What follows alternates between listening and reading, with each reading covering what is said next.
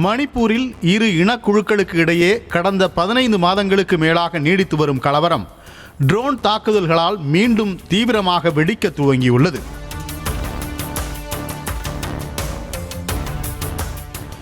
மணிப்பூரின் ஜிரிபாம் மாவட்டத்தின் நங்சப்பை என்ற கிராமத்தில் கடந்த வாரம் ட்ரோன்கள் மூலம் நடத்தப்பட்ட வெடிகுண்டு தாக்குதலில் 6 பேர் கொல்லப்பட்டனர்.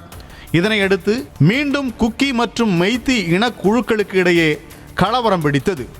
இதற்கிடையே ட்ரோன் தாக்குதலை கண்டித்து மணிப்பூர் தலைநகர் இம்பாலில் மாணவர்கள் தீவிர போராட்டம் நடத்தியதால் பதற்றம் ஏற்பட்டது.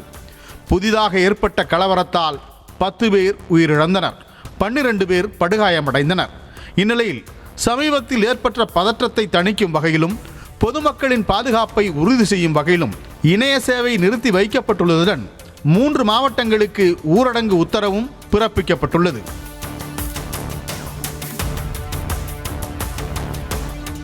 பழங்குடி இனத்தவர்களான குக்கி இனத்தவர்கள் இடஒதுக்கீடு மற்றும் பொருளாதார ரீதியாக அனுபவித்து வரும் சலுகைகள் மெய்த்தி இனத்தவர்களும் அனுபவிக்க வேண்டும் என்பதை கருத்தில் கொண்டு மாநில அரசு அவர்களை பழங்குடியினர் பட்டியலில் இணைப்பது குறித்து பரிசீலிக்க வேண்டும் என கடந்த ஆண்டு மணிப்பூர் நீதிமன்றம் உத்தரவிட்டது. இந்த உத்தரவு அமல்படுத்தப்பட்டால் தங்களின் உரிமைகள் பறிபோகும் என்று கூறிய குக்கி இனத்தவர்கள் ஆங்காங்கே போராட்டம் நடத்த துவங்கினர். இந்த போராட்டம் நாளடைவில் இரு இனக்குழுக்களுக்கு இடையிலான வன்முறையாக கடந்த ஆண்டு மாறியது. அதில் இதுவரை 220க்கும் மேற்பட்டோர் கொல்லப்பட்டுள்ளனர். 60,000க்கும் மேற்பட்ட மக்கள் இடம்பெயர வைக்கப்பட்டு முகாம்களில் தங்க வைக்கப்பட்டுள்ளனர்.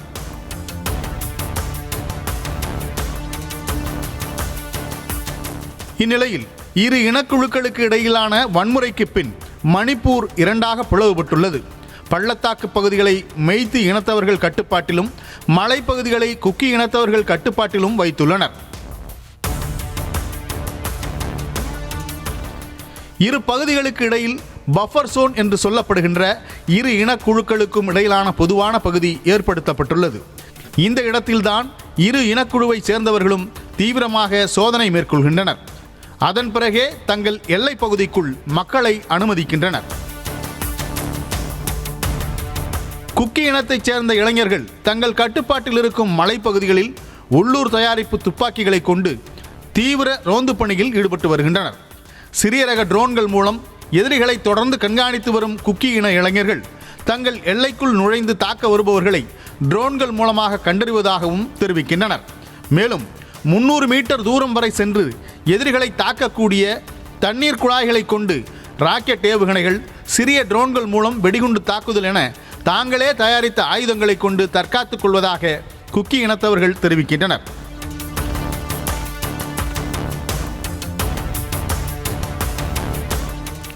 இந்த கலவரத்தை முடிவுக்கு கொண்டு வருவதற்கான வழியை கூறும் குக்கி இனத்தவர்கள் தங்கள் கட்டுப்பாட்டில் உள்ள மலை மாவட்டங்களுக்கு தனி நிர்வாகம் ஏற்படுத்தி கொடுக்க வேண்டும் என்று அரசுக்கு கோரிக்கை வைக்கின்றனர்.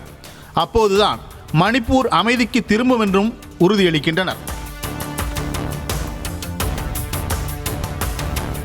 நடப்பு நாடாளுமன்ற முதல் கூட்டத்தொடரில் மணிப்பூர் விவகாரத்தை எழுப்பிய எதிர்க்கட்சி தலைவர் ராகுல் காந்தி பிரதமர் மோடி மணிப்பூருக்கு செல்ல வேண்டும் என்றும் அங்கு அமைதி திரும்புவதற்கான வழியை கண்டறிய வேண்டும் என்றும் கோரிக்கை வைத்தார். ஆனாலும் கலவரம் ஏற்பட்டபின் இதுவரை பிரதமர் மோடி மணிப்பூருக்கு செல்லவே இல்லை. உலக நாடுகளின் போர் விவகாரங்களில் தலையிடும் மோடி அந்த நாடுகளுக்கே நேரடியாக சென்று பிரச்சனையை தீர்ப்பதற்கான ஆலோசனைகளையும் வழிமுறைகளையும் வழங்குகிறார். ஆனால் சொந்த நாட்டில் உள்ள ஒரு மாநிலத்தில் நிலவும் கலவரத்தை தடுத்து அமைதி திரும்புவதற்கான எந்த வழிமுறையையும் பிரதமர் மோடி கண்டறியவில்லை என்று காங்கிரஸ் கட்சியினர் விமர்சிக்கின்றனர். மணிப்பூர் பிரச்சனைக்கு நிரந்தர தீர்வு காண வேண்டிய அவசியமும் கட்டாயமும் இருப்பதை இந்த தாக்குதல்கள் மீண்டும் ஒருமுறை ஆணித்தரமாக சுட்டிக்காட்டியுள்ளன. செய்திகளை உடனுக்குடனும் துல்லியமாகவும் தெரிந்து கொள்ள சப்ஸ்கிரைப் பண்ணுங்க.